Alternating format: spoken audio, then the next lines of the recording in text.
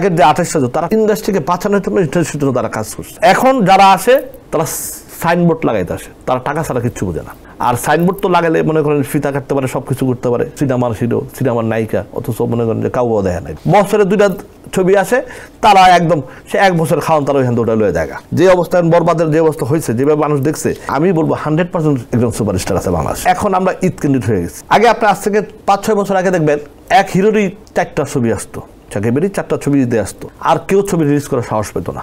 এই স্টার্ট করলাম, নির্মাতা লেখতারে গল্প করতে টাকাটা খুলবো, প্রডিউসার দরকার। আর্টিস্ট কোথায় আপনার? এফবিসি আবার একটু আরেকটা ঝামেলা আছে, এফবিসির ঠিক ক্যামেরা, এফবিসি অনেক কিছু নাই। এফবিসিতে তো মনে করেন যে যারা ছিল আগে, এরা তো এফবিসি লুটপাট করে খেয়েছে। আগের যে 28 জন তারা টাকা, তারা ইন্ডাস্ট্রিকে বাঁচানোর জন্য ইন্ডাস্ট্রির জন্য তারা কাজ করছে। আর এখন যারা আসে তারা সাইনবোর্ড লাগাইতে আসে, সিনেমার সাইনবোর্ড। হ্যাঁ, আমি মনে করি তারা সিনেমার সাইনবোর্ড লাগাইতে আসে, তারা টাকা ছাড়া কিচ্ছু বোঝে না। আর সাইনবোর্ড তো লাগালে মনে করেন ফিতা কাটতে পারে, সবকিছু করতে পারে, ঠিক আছে, সিনেমার হিরো, সিনেমার নায়িকা, অথচ মনে করেন যে কাউও দেখা নাই। এবারের ঈদে মুক্তি পাওয়া 5টি সিনেমার 5টি নির্মাতাই নাটকের সাথে সরাসরি সম্পৃক্ত, এবং এটা নিয়ে একটা মানে বেশ আলোচনা হয়েছে, নাটকের নির্মাতা।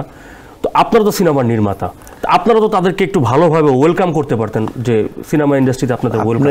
আপনি মনে হয় জানেন না একটা জিনিস, জি প্লিজ বলুন। না জেনেই প্রশ্নটা করছেন।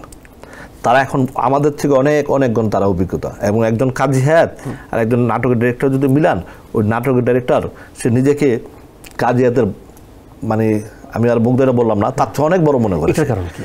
এটা সে মনে করে, তার এটা ঠিকও। এটা মনে করলে কি ইন্ডাস্ট্রি টিকে থাকা সম্ভব? এখন কি আছে ইন্ডাস্ট্রি? আপনি ইন্ডাস্ট্রিটা পাইলেন কোথায়? আপনি ইন্ডাস্ট্রিটা বছরে 2বার ছেলে যে একটা ইন্ডাস্ট্রি চলে না। আমি বছরে মনে করেন 2 বেলা ভাত খেলাম, সারা বছর না খায় থাকলাম, তাহলে হবে না? আপনি যে হল মালিকরা কেন চুরি করবেন আমার বুঝান। তারা যে 2বারই কি তাহলে কেন তারা করবে না? যে বলে যে হল চুরি করে বা আমরা বলি, এটা তো সত্য, এটা তো মিথ্যা না, এটা তো বহুত পূর্ব আমার কাছেই আছে। আমি তো নিজে যা বহুত হল ধরছি, আমি আমার ছবির সময় আমি তো অনেক হল ধরছি, সত্য। তো তারা কেন? তারা তো পুরো বছরটা তারা আপনার স্টাফের বেতন দেয়, কারেন্টের বেতন দেয়, সব বেতন লস করতে করতে বছরে 2টা ছবি আসে, তারা একদম সে 1 বছর খাওয়ান তারা ওইখান ওটা লয়ে জায়গা। প্রডিউসার কইতে বাচ্চাটাকে খায় জানেন, আপনার মতো আমার মতো নতুন প্রডিউসাররা খায়। তো তাহলে নির্মাতারা আপনার গোটা বছর থাকতে পারে না কেন? তাহলে শুধু 2টা ঈদকে কেন্দ্র করে সিনেমা বানাচ্ছে কেন? একদম সুপারস্টার তো বছরে না, 10টা ছবি রিলিজ হতে হবে বছরে। 10টা রিলিজের পরে তো আপনাকে দেখুন 10টা রিলিজ যদি এমন হয়, যে অবস্থায় বরবাদের যে অবস্থা হয়েছে, যেভাবে মানুষ দেখছে, এমন যদি হয়, তাহলে ভাববেন, তাহলে আমি কেন আমি বলবো 100% একজন সুপারস্টার আছে বাংলাদেশ, আমি বলবো তখন। মানে আপনারা যেটা এখন করতেছেন সেটা হচ্ছে অন কাইন্ড অফ কাপড়ের ব্যবসার মতো, 2 ঈদে শুধু বিক্রি করতেছেন, হ্যাঁ, আর কিছুই করতেছেন না। তাহলে এইভাবে কি চলে? আর এইভাবে কি মানুষজন বাংলা সিনেমা, আমরা এখন আমরা ঈদ কেন্দ্রিক হয়ে গেছি। আগে আপনি আজ থেকে 5-6 বছর আগে দেখবেন এক হিরোরই 4টা ছবি আসতো, চাকিবেরই 4টা ছবি দিতে আসতো, 4টা 3টা, হ্যাঁ, এইভাবে আসতো, আর কেউ ছবি রিলিজ করার সাহস পেত না।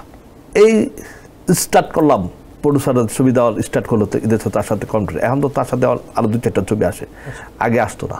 আগে সবাই অন্যান্য, সবাই চাকরি নিয়ে ব্যস্ত থাকতো, এখন সবার ছবি আসে। এই টাইপেরই আরো প্রতি বছরে 10-12টা ছবি যদি করে, তাহলে ইন্ডাস্ট্রি চলবে। নির্মাতা লেখতারে গল্প করতে টাকাটা খুলবো, প্রডিউসার দরকার। এখন কি প্রডিউসার নেই? না। তাহলে তাহলে নির্মাতা তো আছে 500-র উপরে, এফডিসিতে ঘুরে ফিরে খায় দায়, ঠিক আছে, হ্যাঁ। প্রডিউসার আছে মাত্র কয়েকজন, হাতে গোনা 4-5 জন। প্রডিউসার তো এক সময় ছিল, রমরমা প্রডিউসার ছিল, আপনারা মানে 4-5 জন একটা নির্মাতার পিছনে ঘুরতো, এরকম সময় তো গিয়েছে। তো এটা হলো কেন? এটা তো একদম সিম্পল একটা ব্যাপার। আর্টিস্ট কোথায় আপনার? রুবেল ভাই একটা সাক্ষাৎকার দিল যে নির্মাতারা কখনো তাদেরকে নিয়ে এই 10-12 বছরে 15 বছরের নির্মাতা তাদেরকে নিয়ে ভাবে নাই। আজকে ভাবে নাই বলে আজকে ইন্ডাস্ট্রির অবস্থা। আজকে আমরা তো নতুন ইন্ডাস্ট্রিতে, আমরা তো 10-15 বছর যাবত আমরা আসছি ইন্ডাস্ট্রি নতুন। যারা সিনিয়র, যারা নির্মাতা ছিল, যারা প্রডিউসার যদি বলতো না আপনি এই গল্প নিয়ে আপনি আগে যেভাবে তুলতো এইভাবে নিয়ে ভাবতো, গল্প লিখতো, স্ক্রিপ্ট লিখতো, তারা এটা নিয়ে ভাবে নাই। তারা একজনের নিয়ে এই ভাবছে, একজনের নিয়ে চিন্তা করছে, আজকে ইন্ডাস্ট্রি শেষ। এখন তারা রাস্তায় ঘুরে আপনাকে বলতে খারাপ লাগে, রাস্তায় ঘুরে। আর এফডিসির ভিতরে ওই যে শাইন কিছু লোকের ভাত খাওয়ায়, ঠিক আছে, এগুলো বলতে গেলে না অ্যাকচুয়ালি আমাকে অনেক মানুষ খারাপ বলবে, ঠিক আছে, যে এত কথাগুলো আমি বলতেছি তো মানুষ আমাকে প্রচন্ড খারাপ বলবে, ঠিক আছে, আমার ডিরেক্টরও আমার খারাপ বলবে যে তুমি আমাদের দুইয়া ইসলা হ্যান ত্যান। কিন্তু আমি তো সত্য কথা বলতেছি, আমি তো মিথ্যা কথা বলতেছি না। আমি তো মিথ্যা একটা কথা আপনি এখানে মিথ্যা বলে যায়নি আমি, আর আমি মিথ্যা তো বলিও না। এফডিসি থেকে এখন সিনেমা অনেকটাই বের হয়ে গিয়েছে। হ্যাঁ, এফডিসি কেন্দ্রিক সিনেমা নেই বললেই চলে। নাই। এবারের ঈদে যেই কয়টি সিনেমা মুক্তি পেয়েছে সবগুলোই এফডিসির বাইরে। তো এইটাও কি তার একটা কারণ হতে পারে? এটা কারণ আবার এফডিসি আবার একটু আরেকটা ঝামেলা আছে। এফডিসির ঠিক ক্যামেরা, এফডিসি অনেক কিছু নাই। এফডিসিতে তো মনে করেন যে যারা ছিল আগে, হ্যাঁ, এরা তো এফডিসি লুটপাট করে রাখেছে। তারা দামি দামি জিনিস আইনা এফডিসি ভাড়া রাখছে, জম খাওয়া রাখছে। তারা ক্যামেরার একটা মনিটর তারা টাকা আনতে লাগছে 2 বছর সময়।